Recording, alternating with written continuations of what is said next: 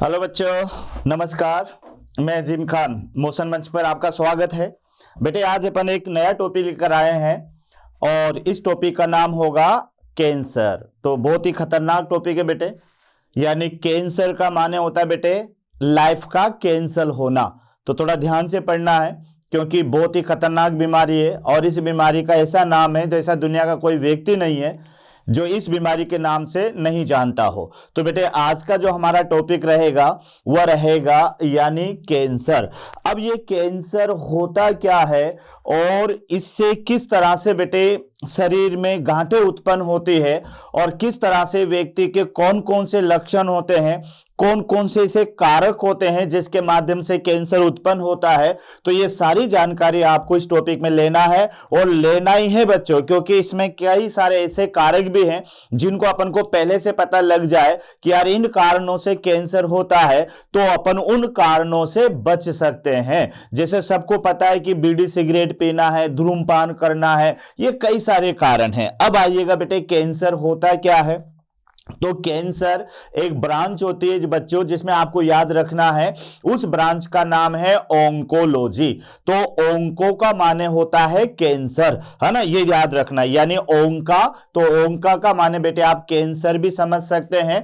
तो इसकी एक ब्रांच होगी जो आपको याद रखना है और उस ब्रांच का नाम है ओंकोलॉजी। 7 नवंबर को बेटे कैंसर डे के नाम से जाना जाता है, ये आपको याद रखना है। अब आप देखिएगा बेटे किसी व्यक्ति को अगर कैंसर हो जाता है, ईश्वर ना करे किसी को कैंसर हो, लेकिन बेटे अगर कैंसर हो जाता है तो ये 3 तरह से व्यक्ति को परेशान करते ये बीमारी। ये एक तो बेटे मानसिक रूप से भी ये परेशान करते हैं, शारीरिक रूप से भी करते हैं और आर्थिक रूप से भी करती है। अगर किसी व्यक्ति को कैंसर हो जाए तो बेटे खुद तो परेशान होगा ही सही, है ना, आर्थिक स्थिति उसकी बहुत कमजोर हो जाती है, मकान बिक जाते हैं, घर बिक जाते हैं, सब कुछ बिक जाता है बेटे, लेकिन फिर भी इसका इलाज संभव नहीं हो पाता। तो इसमें व्यक्ति आर्थिक रूप से कमजोर हो जाता है, जिसको कैंसर होता है वह शारीरिक रूप से कमजोर हो जाता है और बेटे उसके जो परिजन होते हैं और खुद जो रोगी होता है वह मानसिक रूप से भी बेटे जो है कमजोर हो जाता है। तो कैंसर एक जानलेवा बीमारी है और लगभग हमारे अकेले भारत देश की आप बात करेंगे बच्चों तो अकेले भारत देश में 10 लाख से ज्यादा व्यक्ति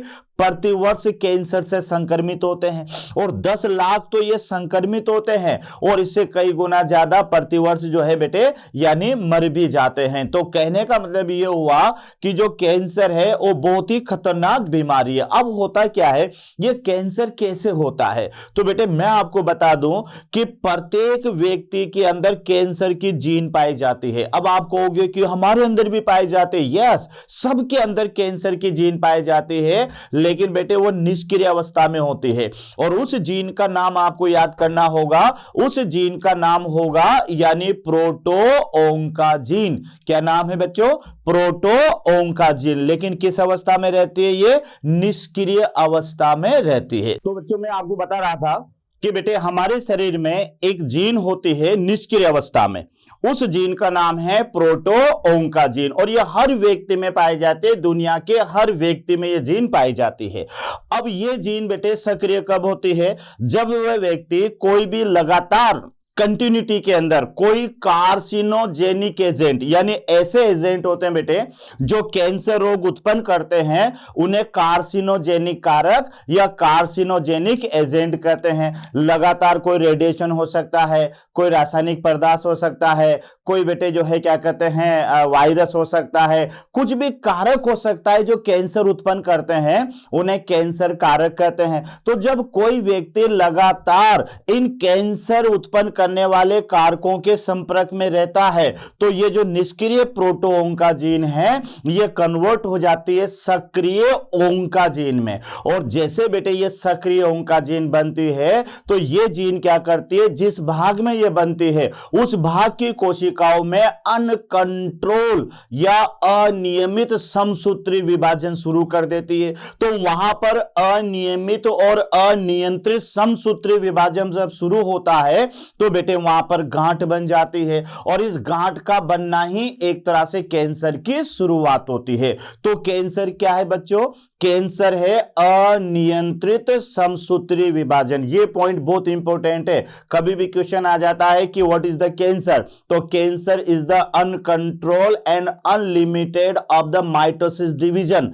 डिवीजन तीन तरह का होता है, असूत्री विभाजन, समसूत्री विभाजन, अर्धसूत्री विभाजन। तो इन तीनों में से कैंसर क्या है, तो कैंसर बेटे समसूत्री विभाजन है। और ये ध्यान रखिएगा कि ये जो कैंसर होता है ये कोशिकाओं में अनियंत्रित समसूत्री विभाजन से होता है। अब अपन आगे बढ़े बच्चों, तो जैसे ही वहां पर अनियंत्रित समसूत्री विभाजन होता है तो बेटे वहां पर एक गांठ उत्पन्न हो जाती है। अब ये गांठ के आधार पर, या यूं समझ लो कि किसी एरिया में लंबे समय तक अगर गांठ बनी रहती है तो लगभग वहां कैंसर होने का खतरा ज्यादा रहता है। तो बेटे ये जो गांठें होती है ना, ये भी दो तरह की होती है, एक तो बिनाइन ट्यूमर होता है और एक मैलिग्नेंट ट्यूमर होता है। एक शुरुआती ट्यूमर तो ऐसा होता है बच्चों कि जो बनता है और बन के एक जगह पर फिक्स रहता है, वो एक जगह से दूसरी जगह पर ट्रांसफर नहीं होता है और कुछ समय बाद में वो ठीक भी हो जाता है। तो ये नॉन कैंसरस ट्यूमर होता है, इसमें कैंसर का होना खतरा ज्यादा नहीं होता। लेकिन दूसरे प्रकार की जो गांठ आप पढ़ने वाले हो, वो दूसरे प्रकार की जो गांठ होगी वो गांठ होगी बेटे मैलिग्नेंट ट्यूमर।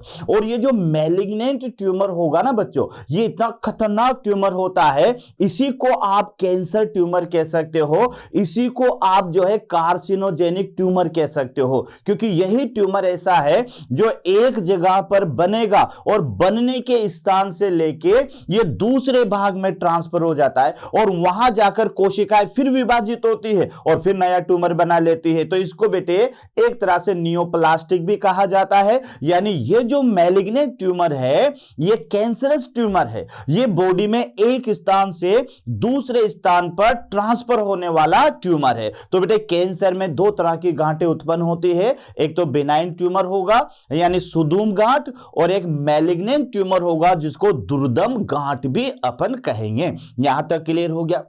उसके बाद में बेटे अपन यहां पर आएंगे कॉजेज ऑफ द कैंसर, यानी कैंसर के कारक क्या होंगे। तो मैं आपको तीन भागों में इसके कारकों को बांटूंगा। यानी पहला कारक तो भौतिक कारक होगा बेटे, दूसरा कारक इसका जो है रासायनिक कारक होगा, तीसरा कारक इसका रेडिएशन होगा और चौथा कारक इसका जैविक कारक होगा। तो चार ऐसे कारक होते हैं जो कैंसर उत्पन्न करते हैं। तो फर्स्ट ऑफ ऑल आपको क्या याद रखना है कि वह कारक या वह मटेरियल जो कि कैंसर उत्पन्न करते हैं क्या कहलाएंगे, कार्सिनोजेनिक फैक्टर कहलाएंगे, कार्सिनोजेनिक। और ये जो कार्सिनोजेनिक फैक्टर होते हैं ये करते क्या है कि हमारी बॉडी के अंदर जो बेटे निष्क्रिय अवस्था में जो जीन प्रेजेंट है, जिस जीन का नाम क्या है, प्रोटोओंकाजीन। तो in the presence of carcinogenic factor the inactive proto oncogene convert into the active oncogene. यानी क्या याद करना है कि इन कार्सिनोजेनिक कारकों की मौजूदगी में जो बेटे हमारी सेल के अंदर निष्क्रिय अवस्था में जो प्रोटोओंकाजीन होती है वह कन्वर्ट हो जाएगी सक्रिय ओंकाजीन में। और जैसे कोशिकाओं में ओंकाजीन सक्रिय होती है बेटे वहां पर क्या होता है, जो संदमन क्रिया होती है विभाजन की वो एकदम स्टिमुलेट हो जाती है और उन कोशिकाओं में लगातार अनकंट्रोल डिवीजन शुरू हो जाता है और अनकंट्रोल डिवीजन शुरू हो जाने से फिर वहां पर गांठें उत्पन्न शुरू हो जाती है जिन्हें ट्यूमर कहा जाता है। तो ये जो मैं आपको कारक बता रहा हूं ये चार तरह के कारक आपको याद रखना है। पहला कारक होगा बेटे भौतिक कारक। अब भौतिक कारक में क्या क्या हो सकता है ना, जैसे कांगरी बेटे कश्मीरी लोग क्या करते हैं कि गले में बेटे एक अलाव सा जला लेते हैं, कांगरी के रूप में छोटा सा पार्ट होता है वो, तो वो गले में लटका लेते हैं और जो है ताकि उनको गर्मी मिलती रहे। लेकिन वो लगातार बेटे स्किन के टच में आती है तो वहां पर स्किन कैंसर होने का खतरा बढ़ जाता है। कोलतार होता है बेटे, है ना, और कई प्रकार के जो है भौतिक कारक, तापमान हो सकता है। तो ये तो भौतिक कारकों में आपको याद रखना है। कुछ रासायनिक कारक होंगे, जैसे कि बेटे तंबाकू है, तो तंबाकू में क्या होता है, निकोटीन होता है। ये साफ लिखा होता है बेटे कि तंबाकू खाना स्वास्थ्य के लिए हानिकारक है। और याद है ना आपको कि जब ये बताता है तंबाकू का एड वाला, तो क्या बताता है, स्वास्थ्य के लिए हानिकारक है। यानी इतना जल्दी बताता है कि वो खाने वाला बेचारा समझ ही नहीं पाता है कि इसने बोला क्या है ना, उसको स्पष्ट नहीं बताता। आपने भी देखा होगा कितना जल्दी बोल देता है, लेकिन बोलता है क्योंकि ये नियम है। और जर्दा वगैरह जो की पुड़िया आती है उस पर बेटे कैंसर का फोटो छापना भी जरूरी है, लेकिन उसके बावजूद भी आपने देखा होगा कि व्यक्ति जो है तंबाकू का सेवन करता है, बीड़ी सिगरेट पीता है, छल्ले उड़ाता है। उसको पता है कि एक सिगरेट हमारे 1 मिनट की जिंदगी खराब कर देती है, उसके बावजूद भी बेटे व्यक्ति सिगरेट पीते हैं, व्यक्ति तंबाकू खाते हैं, जो कि कैंसर का सबसे मेन कारण होता है। तो निकोटीन है, मस्टर्ड गैस है, कोलतार है, और ये जो है कई सारे बेटे रासायनिक पदार्थ होते हैं, एफ्लाटॉक्सिन है, मैं आगे बताऊंगा। ये रासायनिक पदार्थों भी कैंसर होता है। रेडिएशन पर आ जाओ बच्चों, तो रेडिएशन में ध्यान रखना, एक्सरे है।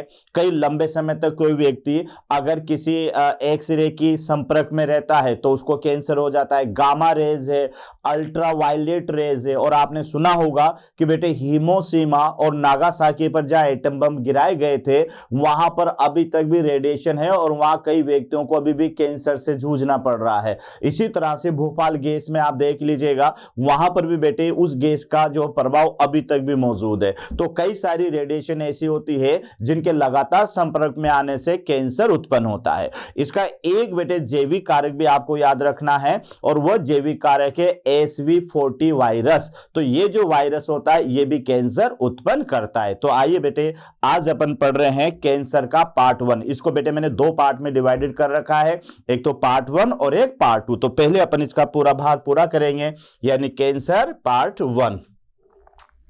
Cancer part 1। अब यहां पर आप देखिएगा कि बेटे जो कैंसर पार्ट 1 होगा, तो सबसे पहले अपन इसका लेते हैं यानी इंट्रोडक्शन। इंट्रोडक्शन, तो इंट्रोडक्शन में बेटे कैंसर, तो कैंसर वर्ड एक ओंका से रिलेटेड है, क्योंकि कैंसर उत्पन्न करने की जो जीन है ना, उस जीन का नाम है ओंकोजीन। तो बेटे यहां से एक ब्रांच आती है, और उस ब्रांच का नाम है, यानी इस ब्रांच का नाम है बेटे ओंकोलॉजी। तो ओंकोलॉजी या ओंकोलॉजिस्ट, ये आपको याद रखना है कि ओंकोलॉजी या फिर ओंकोलॉजिस्ट। तो ये बेटे जो ओंकोलॉजी है या ओंकोलॉजिस्ट, ओंकोलॉजिस्ट तो क्या कहलाएंगे, कैंसर रोग विशेषज्ञ कहलाएंगे, वर्ड याद कर लेना। उसके अलावा बेटे एक ब्रांच होगी जिसका नाम होगा ओंकोलॉजी। तो ओंकोलॉजी का माने होगा यानी कैंसर का अध्ययन। तो बेटे फर्स्ट ऑफ ऑल तो ये याद रखना ओंकोलॉजी। और ये वर्ड आया कहां से, ये ओंकोलॉजी कहां से आया, तो मैंने आपको क्या बताया कि कैंसर उत्पन्न करने की जीन हमारी बॉडी में होती है, और वह निष्क्रिय अवस्था में होती है, जिसका नाम है प्रोटो ओंकाजीन। तो वहीं से ओंकाजीन से यह वर्ड निकल कर आया है ओंकोलॉजी। तो बेटे याद रखना ओंकोलॉजी यानी कैंसर का अध्ययन। तो पहला पॉइंट बच्चों सारा क्लियर हो गया। दूसरे नंबर पर मैं यहां पर लिख रहा हूं बेटे, यानी जो कैंसर वर्ल्ड डे मनाते हैं वह मनाते हैं 7 नवंबर। 7 नवंबर। अच्छा, एड्स का आपने याद कर रखा है।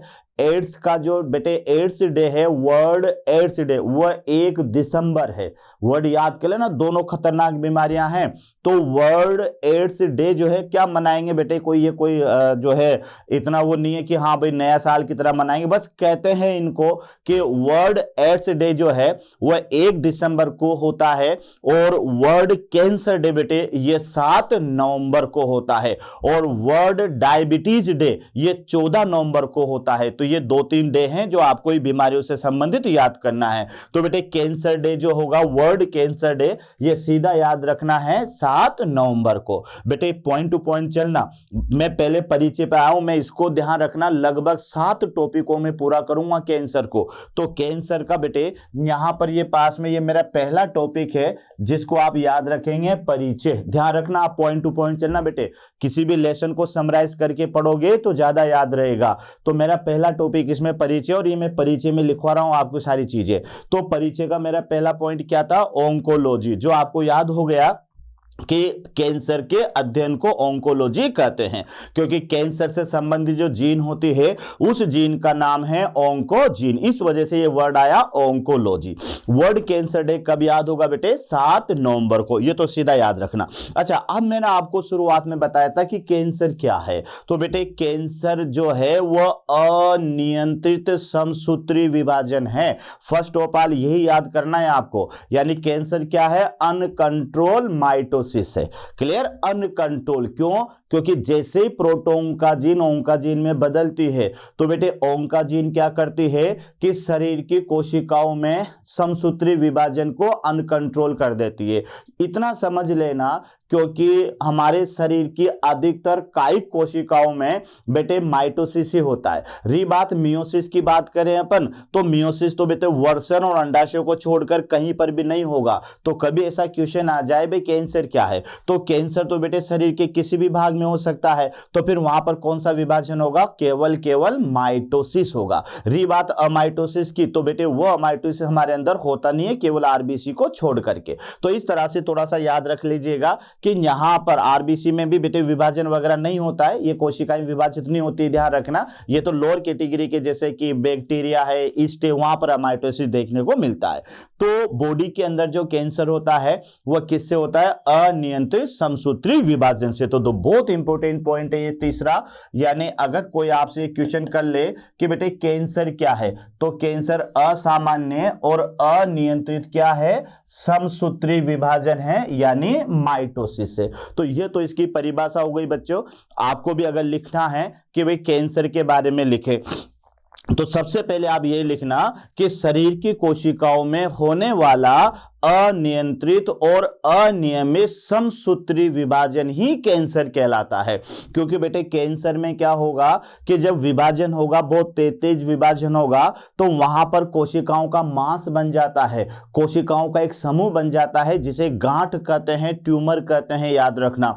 क्योंकि कैंसर में अधिकतर ट्यूमर बनती है, यह आपको भी पता है। तो बेटे कैंसर एक अनियंत्रित, अनकंट्रोल, यानी जो रुकने वाला विभाजन नहीं हो। अगर बॉडी में बेटे जैसे ऑपरेशन से गांठ निकाल देते हैं, एक सेल भी अगर वहां पर बाकी रह गई ना, तो वह विभाजित होकर वापस गांठ बना देती है। तो आपको यह याद रखना है कि कैंसर जो है बेटे वह एक प्रकार का अनियंत्रित और अनियमित होने वाला समसूत्री विभाजन है। बेटे अनियंत्रित वर्ड लगाना पड़ेगा आपको। अगर आपने केवल इतना कह दिया कि कैंसर जो है वह समसूत्री विभाजन है, तो बेटे समसूत्री विभाजन तो हमारे शरीर में सब जगह होता है। हम समसूत्री विभाजन से बड़े होते हैं, क्योंकि शरीर वृद्धि में जो मेन काम होता है वह समसूत्री विभाजन का होता है। तो समसूत्री विभाजन के साथ साथ क्या लगाना है आपको? अनियंत्रित समसूत्री विभाजन। तो बच्चों याद हो जाएगा आपको, यानी कैंसर क्या है कि अनियंत्रित और अनियमित होने वाला कोशिका विभाजन है। और यह कोशिका विभाजन कौन सा है? यानी समसूत्री विभाजन। यहां तक क्लियर? उसके बाद में आप देखिएगा बच्चों कि जो समसूत्री विभाजन के दौरान कोशिकाएं बनती है, जिन्हें कैंसर कोशिकाएं कहते हैं। भाई कैंसर जिन कोशिकाओं में अनकंट्रोल समसूत्री विभाजन होगा उसे कैंसर कोशिकाएं कहते हैं। अब ये याद रखना कि बेटे अगर विभाजन बहुत जल्दी होगा तो कोशिका में जो कोशिकांग होते हैं ना, उनके अंदर विभाजन नहीं हो पाएगा। तो फिर कैंसर वाली कोशिकाओं में जैसे कि बेटे माइटोकॉन्ड्रिया है, गोल्जी काय है और अंतःपर्दवी जालिका है, आदि कोशिकांग क्या होते हैं? अनुपस्थित होते हैं। कोई आपसे क्वेश्चन कर ले कि साधारण समसूत्री विभाजन में बनने वाली कोशिकाएं और कैंसर के दौरान निर्मित कोशिकाओं में क्या अंतर है? तो बेटे यह अंतर है क्योंकि कैंसर वाली कोशिकाएं बहुत जल्दी विभाजित होगी। तो कोशिकाओं में जैसे मान लो ये एक कोशिका है बेटे, इसमें 10 माइटोकॉन्ड्रिया है। अब जब कोशिका विभाजित होते हैं ना, तो पहले कोशिकांगों का भी द्विगुणन होता है। तो बेटे पहले 20 माइटोकॉन्ड्रिया बनेंगे उस कोशिका में, और जब कोशिका विभाजित होगी तो फिर 10-10 माइटोकॉन्ड्रिया उसमें रह जाएंगे, तब तो कोशिकांगों की संख्या समान रहेगी। लेकिन बेटे कैंसर कोशिकाओं में क्या होता है कि ये नए कोशिकांगों का द्विगुणन नहीं हो पाता है। तो जब कोशिका लगातार विभाजित होती जाती है तो एक समय ऐसा आ जाता है कि कुछ कोशिकांगों की कमी हो जाती है उन कैंसर कोशिकाओं में, और वह कोशिकांग कौन कौन से हैं? माइटोकॉन्ड्रिया है, ये याद रखना, गोल्जी काय होता है बेटे, और अंतःपर्दवी जालिका। अब आप अंदाजा लगाओ कि बेटे इन कोशिकांगों का काम क्या क्या होता है। माइटोकॉन्ड्रिया जो होते हैं वो हमारी कोशिकाओं का पावर हाउस होता है, क्योंकि बेटे माइटोकॉन्ड्रिया के अंदर ही ऊर्जा उत्पन्न होती है। जो बेटे गोल्जी काय होता है ये कई प्रकार के स्त्रावण में मदद करता है, लाइसोसोम बनाने में मदद करता है, कार्बोहाइड्रेट बनाने में मदद करता है। और जो अंतःपर्दवी जालिका है ये बेटे ध्यान रखना इनकी सरफेस पर क्या पाए जाते हैं? राइबोसोम, तो ये प्रोटीन बनाने में मदद करती है। स्मूथ ईआर है वो जो है लिपिड बनाने में मदद करती है। तो ये सारी क्रियाविधि फिर उन कोशिकाओं में नहीं होगी। तो बच्चों मैंने क्या कहा कि जिन कोशिकाओं में लगातार कैंसर होता है और गांठें बन जाती है तो उन कोशिकाओं में कुछ कोशिकांग एब्सेंट हो जाते हैं, और वह कोशिकांगों में कौन कौन से याद करोगे? नंबर 1 माइटोकॉन्ड्रिया, नंबर 2 गोल्जी काय, और नंबर 3 अंतःपर्दवी जालिका।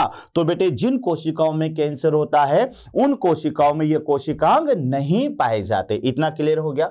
छोटा पॉइंट याद रखना बेटे, जो सीधा सा याद रखना है कि भारत देश में प्रतिवर्ष 10 लाख व्यक्ति कैंसर से पीड़ित होते हैं। ये तो भारतवर्ष की बात बता रहा हूं। और बेटे भारतवर्ष में क्यों होते हैं? थोड़ी अज्ञानता, क्योंकि आप ये चले जाओ कि देहात वगैरह में तो बेटे मुंह जो है विमल से भरा रहता है। कई देखे होगा आपने मजदूर लोग ऐसे होते हैं कि मुंह जो होता है वो विमल से भरा रहता है, एक खत्म होते फिर डाल लेते, फिर खत्म होते फिर डाल लेते हैं। वो ये नहीं जान पाते हैं कि ये बहुत ही हानिकारक चीज है। तो फिर ऐसे व्यक्तियों के अंदर बेटे थ्रोट कैंसर हो जाता है, माउथ कैंसर हो जाता है। बीड़ी सिगरेट जो है अपने शान समझते हैं बीड़ी सिगरेट पीना, तो लंग्स कैंसर हो जाता है। तो बेटे जो है यहाँ भारत देश में थोड़ी सी एजुकेशन की कमी होने की वजह से कैंसर ज्यादा होता है। तो लगभग कितना बताया बेटे?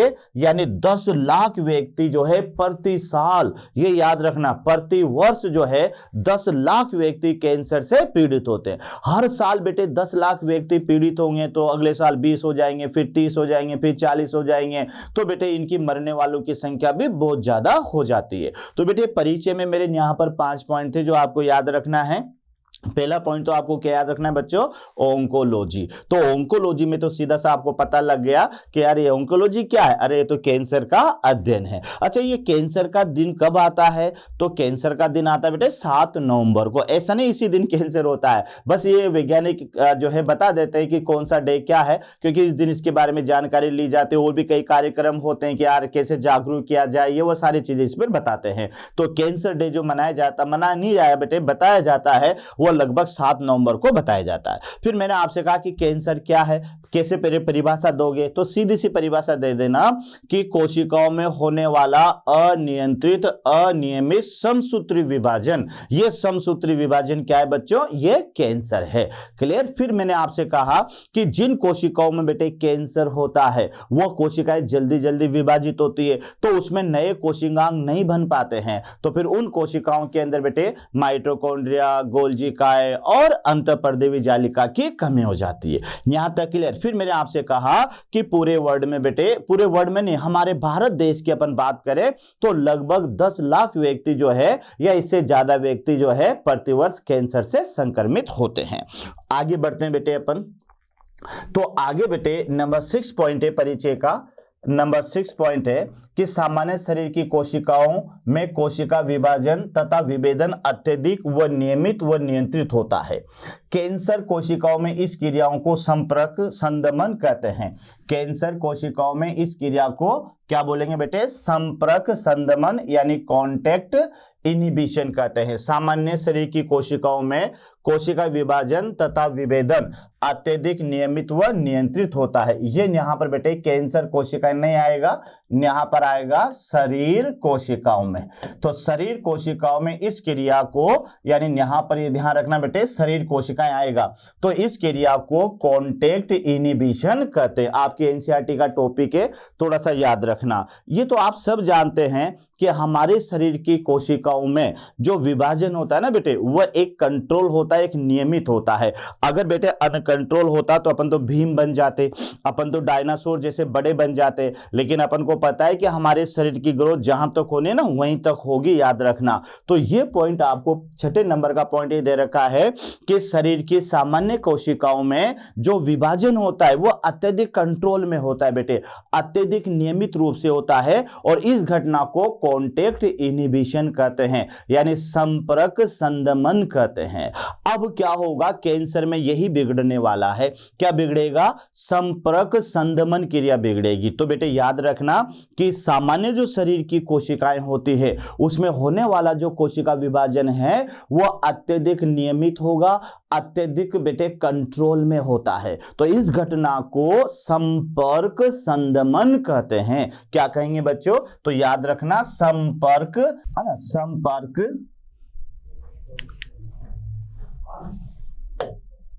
संदमन, है ना, संपर्क संदमन, यानी बेटे कहोगे तो क्या कहोगे बच्चों? यानी कॉन्टेक्ट इनहिबिशन कहते हैं। तो मैं आपको यह बता रहा हूं कि जो शरीर की सामान्य कोशिकाएं होती है उन कोशिकाओं में बेटे होने वाला जो विभाजन होता है वो ऐसा नहीं होता है कि मर्जी चाहे जितना हो जाए, या कोई हमारा हाथ में ज्यादा विभाजन हो तो हाथ जो है क्या कहते हैं 2 मीटर का लंबा हो जाए, या टांग में विभाजन हो टांग हमारी 1 मीटर लंबी हो जाए, ऐसे नहीं होगा। यानी हमारे शरीर की प्रत्येक कोशिका में जो होने वाला विभाजन है वह अत्यधिक नियमित तरीके से होगा, अत्यधिक नियंत्रित तरीके से होगा। लेकिन बेटे कैंसर में क्या होगा कि ये जो नियमित होने वाला विभाजन है जिसको अपन ने संपर्क संदमन कहा है, तो ये संपर्क संदमन प्रभावित होगा और वहां पर नियमित की जगह अनियमित हो जाएगा, कंट्रोल की जगह अनकंट्रोल हो जाएगा। तो देखो बेटे सातवां पॉइंट जो आपको याद रखना है, सातवां पॉइंट जो आपको याद रखना है कि कैंसर कोशिकाओं में संपर्क संदमन, ये याद रखना, क्रिया समाप्त हो जाती है, समाप्त हो जाते तथा इनमें लगातार और अनियंत्रित विभाजन होता रहता है जिससे शरीर में गांठ यानी ट्यूमर बन जाते हैं। तो ये आपको याद रखना है कि बेटे नॉर्मल आपको ये याद रखना है कि शरीर की कोशिकाओं में होने वाला जो विभाजन है ये नियमित होता है और नियंत्रित होता है, इसे संपर्क संदमन कहते हैं। तो किसे क्या कहोगे बेटे? संपर्क संदमन, यानी हमारे शरीर की कोशिकाओं में होने वाला नियमित और नियंत्रित विभाजन, नियमित और नियंत्रित। जैसे मैंने आपसे कहा कि बेटे हाथ है तो हाथ में जितना बढ़ना है उतना ही बढ़ेगा, ऐसा नहीं कि हाथ में अनियमित विभाजन हो जाएगा तो ये लंबा हो जाएगा, टांग में अनियमित विभाजन होगा तो ये लंबी हो जाएगी, यानी जिसमें जो अंग जहां तक बढ़ना है वही बढ़ेगा। तो शरीर की कोशिकाओं में बेटे नियमित और नियंत्रित कोशिका विभाजन होता है, इसे संपर्क संदमन कहते हैं। फिर मैंने आपको क्या बताया सातवां पॉइंट कि कैंसर कोशिकाएं जो होती है, जहां पर बेटे कैंसर कोशिकाएं हैं जहां जीन सक्रिय हो चुकी है, तो उन कोशिकाओं में ये जो संपर्क संदमन क्रिया है ये तो समाप्त हो जाती है। और इसके समाप्त होते ही बेटे वहां पर जो विभाजन पहले नियमित हो रहा था, जो विभाजन पहले नियंत्रित हो रहा था, वह विभाजन बेटे अनियमित हो जाएगा, अनियंत्रित हो जाएगा। और वहां पर ये लगातार कोशिकाएं जब विभाजित होती रहेगी तो फिर वहां पर कोशिकाओं का मास बन जाता है और उस मास को अपन क्या कहेंगे? गांठ या ट्यूमर कहेंगे। तो बेटे ये तो मेरा इंट्रोडक्शन था। तो इंट्रोडक्शन में ऑन्कोलॉजी याद हो गया, 7 नवंबर इसका वर्ल्ड एड्स डे याद हो गया, कैंसर की परिभाषा याद होगी कि कोशिकाओं में होने वाला अनियंत्रित और अनियमित विभाजन को अपन जो है माइटोसिस, उसी को अपन कैंसर कहेंगे। कैंसर कोशिकाओं में बेटे क्या क्या नहीं होगा? माइटोकॉन्ड्रिया, गोल्जी इकाई वगैरह ये नहीं होगी, याद रखना। और कैंसर कोशिकाएं लगातार विभाजित होती रहती है और होते होते बेटे वहां पर कोशिकाओं का समूह बन जाता है जिसे गांठ कहते हैं। तो ये तो बेटे हमारे पास में था पहला टॉपिक यानी परिचय। आगे अपन बढ़ते हैं तो परिचय के बाद में बेटे नंबर 2 आता है हमारे पास में टाइप ऑफ ट्यूमर, यानी गांठ के प्रकार। अभी अपन ने गांठ बनाए बेटे, तो गांठ कैसे बने कि जहां पर कैंसर होता रहेगा, जहां पर कैंसर होता है तो बेटे कैंसर होने से वहां की कोशिकाएं अनियमित विभाजित होती रहती है, और जब अनियमित विभाजित होती रहेगी तो वहां पर कोशिकाओं का समूह बन जाता है और उस समूह को अपन कहते हैं गांठ। अब बेटे मैंने आपको शुरुआत में बताया था कि यहाँ पर गांठ जो है दो प्रकार की होती है, एक तो सुदूम गांठ होती है और एक दुर्दम गांठ होती है। ये मैं अभी आपको बताने वाला हूं। तो बेटे जैसे गांठें दो तरह की है, एक तो बिनाइन ट्यूमर और एक मैलिग्नेंट ट्यूमर। तो बिनाइन जो ट्यूमर होता है ना बेटे, ये नॉन कैंसर होगा, पहला वाला ट्यूमर, और ये जिस जगह पर बनेगा वही जगह पर फिक्स रहता है और कुछ समय बाद में ये ठीक भी हो जाता है। लेकिन जो मैलिग्नेंट ट्यूमर होगा, जो इसके बाद में जो दूसरा ट्यूमर बनेगा जिसको दुर्दम गांठ कहेंगे, यही गांठ कैंसर युक्त होती है, ध्यान रखना। तो इसको कैंसरस भी कहते हैं बेटे और कार्सिनोजेनिक भी कहेंगे। और इसकी क्या विशेषता है इस गांठ की, कि ये गांठ जहां बनती है ना, वहां से बेटे स्थानांतरित हो जाती है बॉडी के दूसरे पार्ट में और वहां जाकर नई गांठ बना लेती है। तो इस घटना को मेटाजेनेसिस भी कहा जाता है या नियोप्लास्टिक भी कहा जाता है और यह सबसे खतरनाक गांठ होती है। तो बेटे कैंसर में कितनी गांठें उत्पन्न होती है? दो। तो पहली गांठ है यानी बिनाइन ट्यूमर और इसको कहते हैं बेटे सुदूम गांठ, सूक्ष्म नहीं कहते बेटे, इसको कहते हैं सुदूम गांठ। अब इस गांठ की विशेषता देखो, तो इसकी विशेषता में पहली विशेषता तो है कि ये नॉन कैंसरस, हाँ तो बेटे ये क्या होगी, नॉन कैंसरस या फिर नॉन मैलिग्नेंट ट्यूमर है, यानी ये ट्यूमर कैंसर उत्पन्न नहीं करती है। तो क्या लिखा आपने इसको, नॉन कैंसरस और नॉन मैलिग्नेंट। मैं शुरू में कह चुका हूं बेटे कि पहले वाली जो गांठ है, देखो गांठें दो प्रकार की होगी, ध्यान रखना बेटे, यानी यहां पर ये गांठ दो प्रकार की होगी, एक तो बिनाइन होगी, बिनाइन, और एक होगी बेटे मैलिग्नेंट, मैलिग्नेंट, यानी एक तो सुदूम गांठ और एक दुर्दम गांठ। ये दो तरह की गांठें होती है। नहीं समझ लो कि जो बिनाइन ट्यूमर होगा बेटे ये तो होगा सुदूम गांठ और ये वाली जो गांठ होती है ये होती है दुर्दम गांठ, दुर्दम गांठ। तो ये ध्यान रखना बेटे, ये दो तरह की गांठें होगी। अब इन दोनों में आप समझ लो, जो बिनाइन ट्यूमर है ये नॉन कैंसरस है, जबकि बेटे मैलिग्नेंट होते हैं वो कैंसर वाली होती है। जो बिनाइन ट्यूमर होती है वो आसानी से ठीक हो जाती है, जबकि ये जो मैलिग्नेंट है ये आसानी से ठीक नहीं होती। जो बिनाइन ट्यूमर है वो एक जगह पर स्थिर रहती है, लेकिन जो मैलिग्नेंट है वह एक जगह से दूसरी जगह पर ट्रांसफर होती है। तो पहली ट्यूमर आपके सामने कौन से बच्चों, तो पहली ट्यूमर है बिनाइन ट्यूमर यानी सुदूम गांठ। तो इसका पहला पॉइंट है कि ये नॉन कैंसरस और नॉन मैलिग्नेंट है, यानी कैंसर रहित है। इसको आप ब्रैकेट में यहां लिख सकते हैं कि ये होते हैं कैंसर रहित, यानी आसान, हालांकि कैंसर का रूप है लेकिन बेटे इसमें ज्यादा कैंसर नहीं होता है। दूसरी बात ध्यान रखना बेटे कि ये जो गांठ होते हैं ना ये स्थिर गांठ होते हैं, बस ये ध्यान रखना ये कांस्टेंट होती है, अर्थात ये एक स्थान से दूसरे स्थान पर स्थानांतरित या नहीं फैलती है ना, एक स्थान से दूसरे स्थान पर नहीं फैलती है। तो ये थोड़ा सा याद रखना कि जो बिनाइन ट्यूमर होता है, जो सुदूम गांठ होती है, ये बेटे एक तो कैंसर रहित होती है, नॉन कैंसरस होती है या नॉन मैलिग्नेंट होती है, घातक नहीं होती है, ध्यान रखना, क्योंकि मैलिग्नेंट का मतलब होता है घातक, नुकसान पहुंचाने वाली गांठ।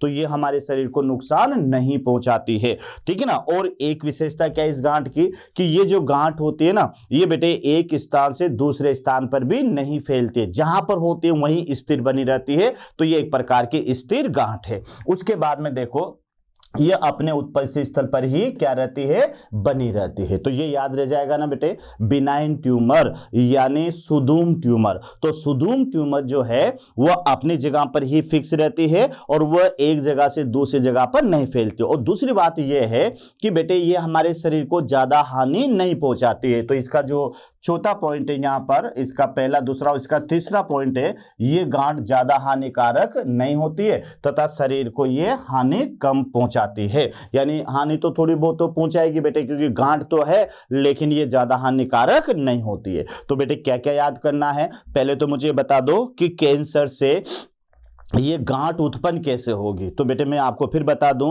कि जैसे ही कैंसर कोशिकाओं में संदमन, जो संपर्क संदमन क्रिया है वो समाप्त हो जाएगी, और जैसे संदमन संपर्क क्रिया समाप्त होगी बेटे उन कोशिकाओं में अनियंत्रित और अनियमित समसूत्री विभाजन शुरू हो जाएगा। जब किसी भाग में अनियमित और अनियंत्रित समसूत्री विभाजन शुरू होगा तो बेटे लाखों करोड़ों की संख्या में उस जगह पर नई कोशिकाएं बनेगी, और जब ये नई कोशिकाएं कोशिकाएं बनेगी तो बेटे वहां इकट्ठी होती जाएगी और ये गांठ का रूप ले लेगी। तो इस तरह से तो ये गांठ या ट्यूमर बनता है। ये कैंसर में दो तरह का ट्यूमर बनता है बच्चों। तो पहला ट्यूमर तो है बिनाइन यानी सुदूम गांठ और दूसरा ट्यूमर है दुर्दम गांठ। अभी अपन सुदूम गांठ पर है। तो ये सुदूम गांठ ऐसी होती है जो बेटे नॉन कैंसरस होती है। ठीक है, कैंसर की अवस्था में बन तो गई लेकिन आगे इससे कोई कैंसर ज्यादा नहीं फैलेगा और ये शरीर को ज्यादा हानि भी नहीं पहुंचाएगी। इसकी क्या विशेषता है कि ये गांठ जहां बनती है ना वहीं पर फिक्स रहती है। ये एक जगह से दूसरी जगह पर नहीं फैलती है और ना ही बेटे ये जो है कैंसर उत्पन्न करती है। ये ठीक है, थोड़ी देर के दिनों के लिए हो गई और कुछ समय बाद में ये ठीक भी हो जाती है। तो बेटे ये कैंसर रहित है, नॉन कैंसरस है, नॉन मैलिग्नेंट है, अपनी जगह पर ही फिक्स रहती है, एक जगह से दूसरी जगह पर ट्रांसफर नहीं होती। और दूसरी बात बेटे ये शरीर को ज्यादा हानि भी नहीं पहुंचाती है। तो ये गांठ तो कौन सी गांठ है बेटे, यानी बिनाइन ट्यूमर। अगली जो ट्यूमर इसके साथ में आप पढ़ने वाले हो ये दूसरे नंबर की ट्यूमर है और ये है मैलिग्नेंट ट्यूमर, जिसको आप क्या कहोगे, दुर्दम गांठ कहोगे बेटे। वो सुदूम गांठ थी और ये कौन सी गांठ है, दुर्दम गांठ। अब सुन लो इसके बारे में भी, यानी ये जो दुर्दम गांठ होते हैं ना बच्चों, तो ये दुर्दम गांठ ये कैंसरस गांठ है। मैलिग्नेंट तो कह ही दिया अपन ने कि मैलिग्नेंट का माने घातक गांठ है बेटे ये। तो ये कैंसरस होती है और इसी गांठ से बेटे कैंसर जो है होता है। और इस गांठ की क्या विशेषता है, ये जिस जगह पर बनती है ना बेटे तो ये अपने उत्पत्ति स्थल से एक जगह से दूसरी जगह पर स्थानांतरित हो जाती है और वहां जाकर फिर ये नई गांठ बनाती है। फिर वहां से बेटे ये फिर और भाग में स्थानांतरित हो जाएगी, फिर वहां जाकर फिर वो नई गांठ बना लेगी। तो यही कारण है अगर किसी को कैंसर हो जाता है तो मेरे डॉक्टर यही सलाह देते हैं कि यार जल्दी से जल्दी आप ऑपरेशन करवा लो। जैसे किसी को गले में कैंसर हो गया तो डॉक्टर ये समझाते हैं कि ये फैल जाएगा, गले से नीचे उतर जाएगा या हाथों में चला जाएगा, तो इसको जल्दी से जल्दी जो है क्या कहते हैं इसको ऑपरेट करवा लीजिएगा। और वहां पर भी अगर एक कोशिका भी शेष रह जाती है ना बच्चों तो वापस नई गांठ बन जाती है। तो बेटे ये जो मैलिग्नेंट गांठ है यह अपने उत्पत्ति स्थल से दूसरे भागों में ट्रांसफर होकर वहां जाकर यह नई गांठ भी बना सकती है। इसी वजह से इसको नियोप्लास्टिक या इस क्रिया को मेटाजेनेसिस कहा जाता है। तो आइए देखिएगा बेटे, यानी पहला पॉइंट इसका याद रखना है कि यह गांठ विभाजनशील कोशिकाओं का समूह होती है और इसे नियोप्लास्टिक या फिर जो है मैलिग्नेंट ट्यूमर या फिर जो है ट्यूमर सेल भी इसको कहते हैं, है ना। ये ध्यान रखना, नियोप्लास्टिक तो कहेंगे इसे बेटे इसे, और साथ में से ट्यूमर सेल भी कहते हैं। यह गांठ, ये ध्यान रखना बेटे, यह गांठ तेजी से वृद्धि करती है और आसपास वाली कोशिकाओं को क्षति पहुंचाती है। यह भी याद रखना क्योंकि इसके संपर्क में जो भी कोशिकाएं आती है वो कोशिकाओं को भी ये क्षति पहुंचाती है। और इसकी विशेषता क्या है कि यह गांठ कैंसर उत्पन्न करती है। यानी बेटे ये कैसी होती है, यह गांठ होगी कैंसरस, इसको कैंसरस ट्यूमर भी कहोगे आप, कैंसरस ट्यूमर। तो कैंसर उत्पन्न वाली जो गांठ है वह गांठ बेटे यही होगी, यानी मैलिग्नेंट ट्यूमर। और इसकी जो सबसे मुख्य विशेषता है, इसकी जो सबसे मुख्य विशेषता है, यह गांठ एक स्थान से दूसरे स्थान पर फैलती है तथा दूसरे स्थान पर यह विभाजित होकर नई गांठ बनाती है और इस क्रिया को मेटास्टेसिस कहते हैं। यह क्रिया क्या कहलाएगी बेटे, मेटास्टेसिस। अब यहां से दो क्वेश्चन बन सकते हैं ना। पहला क्वेश्चन तो यह बन सकता है कि कौन सी गांठ मेटास्टेसिस का कार्य करती है, तो क्या जवाब है बेटे आपके पास में मैलिग्नेंट ट्यूमर। दूसरा क्वेश्चन ये आ सकता है कौन सी गांठ कैंसर उत्पन्न करती है, तो इसका आंसर भी क्या है, मैलिग्नेंट ट्यूमर। अब देखो बेटे क्या विशेषता इस गांठ की कि मैलिग्नेंट ट्यूमर के अंदर ज्यादा विभाजन की क्षमता होती है, इस वजह से इसको नियोप्लास्टिक या ट्यूमर सेल भी कहते हैं। इतना याद रखना। दूसरी बात आपको याद रखोगे कि यही गांठ है जो कैंसर उत्पन्न करती है, तो बेटे इसे घातक गांठ या कैंसर युक्त गांठ भी इसको आप कहोगे। इस गांठ की क्या विशेषता है, तो बच्चों ये जो गांठ होती है ये शरीर में जहां बनती है ना बच्चों, वहां से ये कई भागों में फैल जाती है और वहां जाकर फिर ये विभाजित होती है और विभाजित होकर एक नई गांठ बना लेती है। तो इस कैंसर युक्त गांठ का, इस मैलिग्नेंट गांठ का शरीर में एक स्थान से दूसरे स्थान पर जाना और वहां जाकर नई गांठ का उत्पन्न कर देना, यह कहलाता है बेटे मेटास्टेसिस। तो इस घटना को अपन क्या कहेंगे, मेटास्टेसिस मेटास्टेसिस कहेंगे। तो ये यहां पर आप ध्यान से देख लीजिएगा। तो ये गांठ एक स्थान से दूसरे स्थान पर फैलती है और दूसरे स्थान पर यह विभाजित होकर नई गांठ बनाती है और यह घटना कहलाती है मेटास्टेसिस। तो बेटे मुझे एक बार रिपीट करवा दीजिएगा कि ये यहां पर हमारे पास में पहले तो ये सुदूम गांठ है, ये सुदूम गांठ, और ये यहां पर है बेटे ये है यानी दुर्दम गांठ। अब मुझे अंतर बता दो कि आपने क्या क्या याद किया। तो बेटे पहला अंतर तो मेरा क्या था कि जो सुदूम गांठ होती है ये बेटे क्या है, ये नॉन कैंसरस है, जबकि ये गांठ कैसी है, ये कैंसरस गांठ है। इतना आपको याद रखना है। दूसरा अंतर आपने क्या याद रखा बेटे कि जो सुदूम गांठ है वह स्थिर होती है ना, जबकि जो है ये गांठ एक स्थान से दूसरे स्थान पर फैलती है। तो ये दूसरा अंतर भी आपको याद हो गया। तीसरा अंतर क्या है बेटे कि सुदूम गांठ जो है वह कम हानिकारक होती है, जबकि दुर्दम गांठ वह अधिक हानिकारक होती है और इसी गांठ से जो है कैंसर होता है। क्लियर। और बेटे पांचवा चौथा अंतर आपको याद रखना है कि सुदूम गांठ मेटास्टेसिस प्रदर्शित नहीं करती है, जबकि जो दुर्दम गांठ होती है ये मेटास्टेसिस प्रदर्शित करती है। तो इस तरह से बेटे ये सुदूम और दुर्दम गांठ में आप अंतर याद रख लेना। तो ये तो था बेटे हमारे पास में यानी टाइप ऑफ ट्यूमर। तो बेटे ये आपको क्लियर हो गया कि कैंसर के दौरान दो तरह के ट्यूमर बनते हैं, एक तो सुदूम ट्यूमर और एक होता है दुर्दम ट्यूमर। सुदूम ट्यूमर बेटे कैंसर रहित होता है, नॉन कैंसरस होता है, जबकि जो दुर्दम ट्यूमर होता है ये कैंसर युक्त होता है या कैंसरस होता है। सुदूम ट्यूमर अपनी जगह पर स्थिर रहता है, जबकि जो दुर्दम ट्यूमर होता है ये बेटे एक स्थान से दूसरे स्थान पर स्थानांतरित होता है। सुदूम ट्यूमर कम हानिकारक होता है, दुर्दम ट्यूमर अधिक हानिकारक होता है। सुदूम ट्यूमर में बेटे विभाजन धीमा होता है, जबकि दुर्दम ट्यूमर में विभाजन तेज होता है और यह विभाजित होकर एक स्थान से दूसरे स्थान पर फैलता है। तो बेटे जो सुदूम ट्यूमर है यह मेटास्टेसिस प्रदर्शित नहीं करता है, जबकि जो दुर्दम ट्यूमर है यह मेटास्टेसिस प्रदर्शित करता है। तो इस तरह से आपको यह कैंसर के दौरान उत्पन्न होने वाली गांठें भी आपको याद करना है। तो बेटे याद है ना कैंसर का पहला टॉपिक क्या था, परिचय। तो परिचय में अपन ने पूरा डिटेल लिया। दूसरा पार्ट इसका बेटे है यानी टाइप ऑफ ट्यूमर यानी गांठ के प्रकार। ये भी अपन ने पढ़ लिया कि गांठ के प्रकार में दो प्रकार की गांठें पढ़ी अपन ने, सुदूम गांठ और दुर्दम। अब तीसरा पार्ट बेटे इसका आ रहा है कॉजेज ऑफ कैंसर यानी कैंसर के कारण क्या क्या है, कैंसर किन किन कारणों से उत्पन्न होता है। तो आइए अपन पढ़ते हैं बेटे।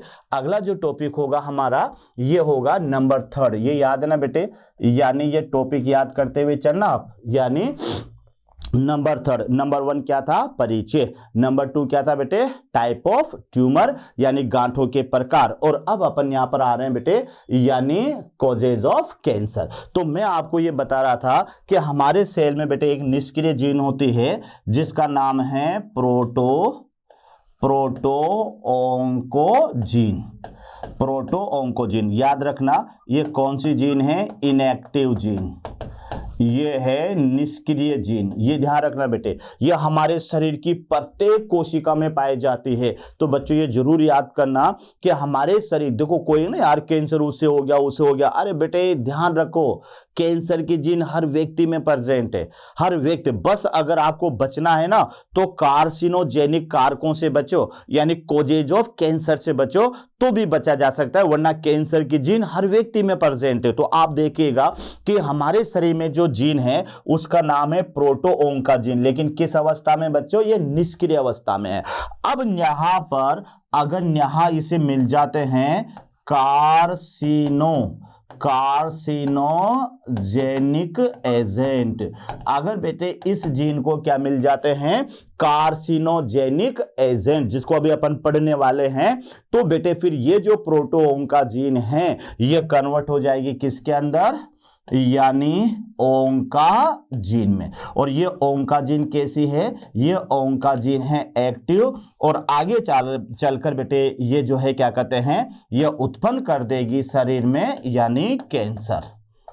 यानी कैंसर। तो ये थोड़ा सा याद रखना है, ये लॉजिक पकड़ लो बेटे आप कि हमारे शरीर में निष्क्रिय अवस्था में एक जीन है जिसका नाम है प्रोटोओंका जीन, और ये जो कारक अभी अपन पढ़ने वाले हैं, जो कैंसर के कारण अभी अपन पढ़ने वाले हैं, तो बेटे इन कार्सिनोजेनिक एजेंट की मौजूदगी में या कैंसर के जो जो भी कारण है उनकी मौजूदगी में ये जो प्रोटोओंका जीन है ये कन्वर्ट हो जाएगी ओंका जीन में, और जैसे ओंका जीन बेटे बन जाएगी तो वहां पर क्या शुरू हो जाएगा, अनियंत्रित और अनियमित समसूत्री विभाजन स्टार्ट हो जाएगा, और फिर बेटे उस व्यक्ति को कैंसर उत्पन्न हो जाएगा। तो आइए अपन पढ़ते हैं यानी कोजेज ऑफ कैंसर। तो कोजेज ऑफ कैंसर होते क्या है बेटे कि वह पदार्थ जो कैंसर उत्पन्न करते हैं, यानी वह पदार्थ जो कैंसर उत्पन्न करते हैं कार्सिनोजेनिक एजेंट या कॉज ऑफ कैंसर कहलाते हैं। कार्सिनोजेनिक एजेंट और इनको आप कह सकते हो cause of cancer. Cause of cancer यानी कैंसर के कारण या कैंसर के कारक भी आप कह सकते हो। कैंसर के कारक, ये कारक याद करना बेटे, कारक, कैंसर के कारक, कारण नहीं है कॉज है, या कारण भी बोल दो, बाकी कारक ज्यादा बेस्ट रहेगा। तो अब परिभाषा तो याद हो गई आपको, यानी ऐसे पदार्थ या ऐसे मटेरियल जिसकी वजह से बॉडी में कैंसर उत्पन्न होता है उन्हें कैंसर के कारक, या बेटे आप अपनी कैंसर की भाषा में आप कहना चाहें तो उन्हें कार्सिनोजेनिक एजेंट भी कहेंगे। तो ये वर्ड याद रखना बेटे, कार्सिनोजेनिक, क्योंकि कार्सिनो का माने भी कैंसर होता है, तो याद रह जाएगा किसे कहेंगे, कार्सिनोजेनिक एजेंट, यानी ऐसे कारक या ऐसे पदार्थ जो शरीर में कैंसर उत्पन्न करते हैं। तो कैंसर उत्पन्न करने वाले, जैसे बेटे उत्परिवर्तन उत्पन्न करते हैं उन्हें म्यूटाजेन कहते हैं, और जो कैंसर उत्पन्न करते हैं उन्हें कार्सिनोजेनिक कहते हैं। तो यहां याद करना कि वह पदार्थ जो कैंसर उत्पन्न करते हैं ये कहलाते हैं कार्सिनोजेनिक एजेंट। तो याद हो जाएगा क्या है बेटे कार्सिनोजेनिक एजेंट, तो सिंपल है कि वह पदार्थ जो कैंसर उत्पन्न करते हैं। अब ये क्या काम करते हैं, तो बेटे यहां पर ये तो इसका पहला पॉइंट है, ये तो इसका पहला पॉइंट है, याद रखना। ये मान लेते हैं इसका दूसरा पॉइंट है।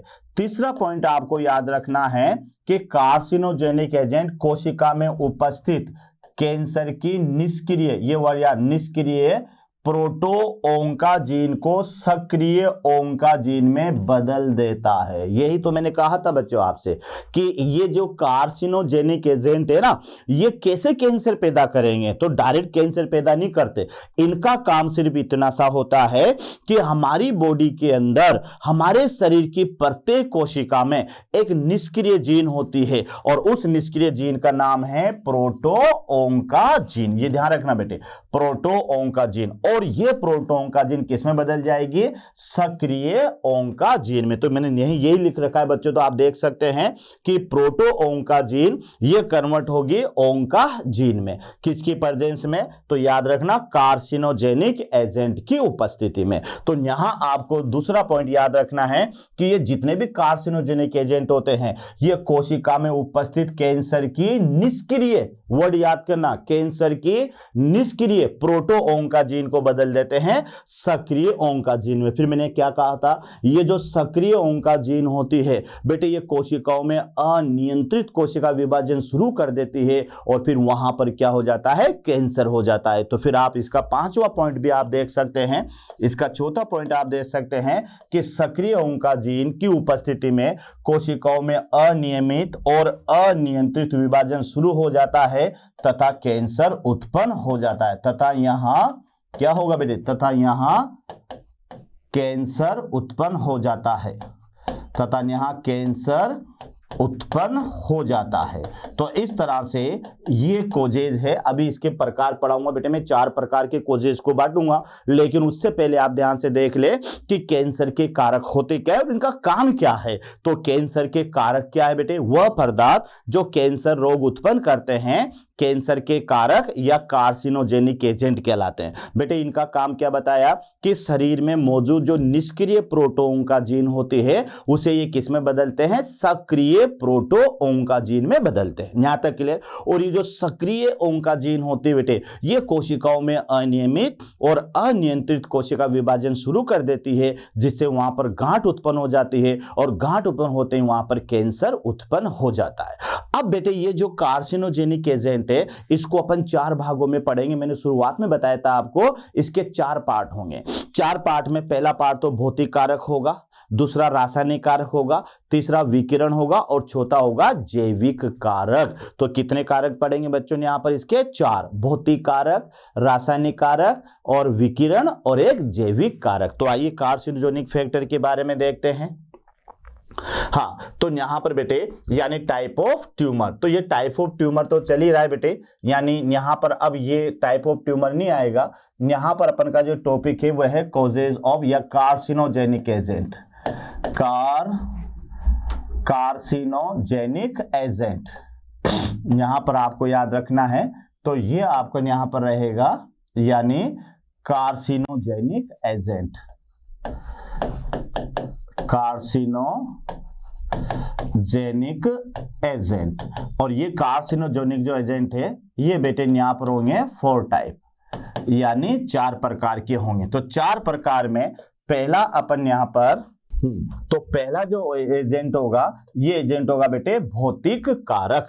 तो मैंने आपको कार्सिनोजेनिक एजेंट है, ये कार्सिनोजेनिक एजेंट जो होंगे बच्चों ये होंगे 4 प्रकार के होंगे। तो 4 प्रकार के में पहला कारक आता है भौतिक कारक, दूसरा है रासायनिक कारक, तीसरा है विकिरण और चौथा है जैविक कारक। इस तरह से याद रखना। भौतिक कारक में सबसे पहला है कांगरी, यानी पहले नंबर का है बेटे कांगरी। और इस कांगरी से लगभग कौन सा कैंसर होगा, स्किन कैंसर होने का खतरा ज्यादा रहेगा, स्किन कैंसर का खतरा ज्यादा। अब ये मैं बता दूं कांगरी होती क्या है। तो बेटे कश्मीरी रोग जो पहाड़ी क्षेत्रों में रहते हैं जहां लगातार अधिकतर बर्फ जमती है, सर्दी बहुत ज्यादा होती है, तो वहां के लोग बेटे इस तरह के एक पात्र होता है उसमें कोयले भर लेते हैं और उसको गले में लटका लेते हैं, ऊपर से कुछ सोल वगैरह डाल लेते हैं, ताकि वो जब उससे धीरे धीरे हीट निकलती है तो उनका पूरा शरीर जो है गर्म रहता है। लेकिन फिर लगातार बेटे जब एक ही जगह की त्वचा के संपर्क में ये कांगरी आएगी ना, तो फिर वहां पर कोशिकाओं में स्टिमुलेशन होता है और वह जो प्रोटोओंकाजीन है वो ओंकाजीन में बदल जाती है और वहां पर ये कैंसर हो जाता है। तो ये अधिकतर ठंडे प्रदेशों में रहने वाले व्यक्तियों में ये देखने को मिलता है। ठीक है, इसको कांगरी कहते हैं। त्वचा कैंसर बेटे इसके अंदर होता है। दूसरा कैंसर यहां पर आता है बेटे यानी टोबैको चबाना, तंबाकू। तो तंबाकू जो होगा बेटे तो इससे अधिकतर कौन सा, यानी ओरल कैंसर, यानी तंबाकू चबाना। बहुत से चबाते रहते हैं ना, बड़ी शान समझते हैं, विमल खाना है ना, और भी कई सारे तंबाकू चबाना या जो, तो बेटे यहां पर इसके जो मुख होता है वहां पर इसमें छाले पड़ जाते हैं और वहां पर ये कैंसर हो जाता है। तो ये तंबाकू चबाना ये भी हानिकारक है। उसके अलावा हैवी स्मोकिंग, तो हैवी स्मोकिंग में बेटे इससे जो है लंग्स कैंसर होने का खतरा रहेगा। लंग्स कैंसर यानी जो धुआं ज्यादा ही हैवी स्मोकिंग करता है, यानी बार बार बीड़ी सिगरेट पीता रहता है, तो बेटे फेफड़ों के अंदर ये कैंसर होने का खतरा रहता है। तो ये तो आपको याद रखना है भौतिक कारक में। तो एक तो कांगरी और एक धूम्रपान और एक टोबैको च्यूइंग यानी तंबाकू चबाना। दूसरा बेटे यहां पर आता है रासायनिक कारक। तो कई ऐसे कारक होते हैं जो कैंसर उत्पन्न करते हैं और ये रासायनिक पदार्थों में आते हैं। यहां तो बेटे कांगरी है, तंबाकू चबाना है और भारी धूम्रपान या हैवी स्मोकिंग है। अब देखिएगा कि रासायनिक कारकों में बेटे निकोटीन यानी कहां मिलेगा आपको, ये तंबाकू में मिलेगा। तो रासायनिक पदार्थों में एक तो निकोटीन है बेटे, ये आपको याद रखना है, जिससे लंग्स कैंसर वगैरह ज्यादा होंगे, है ना। मस्टर्ड गैस है बेटे, इसको वार गैस भी कहते हैं, ध्यान रखना। मस्टर्ड गैस जो है ये वार गैस है, युद्ध में बेटे इसको यूज लिया जाता है। ध्यान रखिएगा कि ये जो मस्टर्ड गैस होती है, अगर लगातार इस गैस के संपर्क में कोई व्यक्ति आता है तो उसको भी बेटे कैंसर हो जाता है। उसके अलावा कोलतार होता है, इससे भी कैंसर होता है, ध्यान रखना। ये कैडमियम ऑक्साइड होता है और एफ्लेटॉक्सिन होता है। तो ये ऐसे रासायनिक पदार्थ हैं जो हमारे शरीर में कैंसर उत्पन्न करते हैं। तो बेटे नाम याद कर लेना, एक तो निकोटीन है, एल्कलॉइड है जो तंबाकू में मिलता है, मस्टर्ड गैस है, इसे युद्ध गैस भी कहते हैं, कई देश इसको युद्ध के रूप में काम में लेते हैं। उसके अलावा कोलतार है बेटे, उसके अलावा कैडमियम ऑक्साइड है, और एक है एफ्लाटॉक्सिन, एफ्लेटॉक्सिन। तो ये आपको याद रखना है। तो ये आप जो है क्या कहते हैं, ये कैंसर के कारक है। ठीक है, उसके बाद में अपन आगे बढ़ेंगे तो बच्चों फिर यहां पर आएगा हमारे पास में यानी जैविक कारक। ये यहां पर तीसरा कारक जो है ये इसका है विकिरण।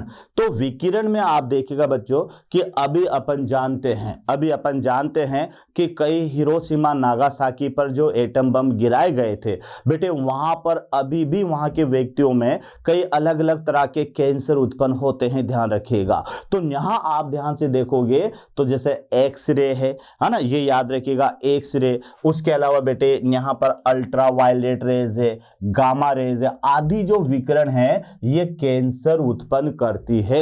जब भी तो आपने देखा होगा कि किसी रूम में, जिस रूम में एक्सरे होता है तो बेटे वहां पर जो डॉक्टर होते हैं या जो भी एक्सरे जो है रेडियोलॉजिस्ट होता है वो उसके साथ में जाने वाले व्यक्तियों को बाहर निकाल देता है कि भाई यहां पर ऐसा नहीं है कि कोई व्यक्ति अगर किसी एक्सरे की चपेट में आ जाए तो उसको भी ये कैंसर हो जाए। और कई सीटी स्कैन वगैरह होती है, ये एमआरआई या और भी कई सारे बेटे तो बार बार में नहीं करवाई जाती क्योंकि इसमें रेडिएशन डाली जाती है बॉडी के अंदर। तो ये हो सकता है ज्यादा बार बेटे, एक दो टाइम में तो कोई फर्क नहीं पड़ेगा, लेकिन लगातार कोई व्यक्ति अगर किसी एक्सरे के संपर्क में आ रहा है, एक्स रेज होते ना बेटे, ये एक्स रेज होते उसके संपर्क में आता है, या कोई अल्ट्रा वायलेट रेज के संपर्क में आता है, या कोई गामा रेज के संपर्क में आता है, तो बेटे उस व्यक्ति को कैंसर होने का खतरा बढ़ जाता है।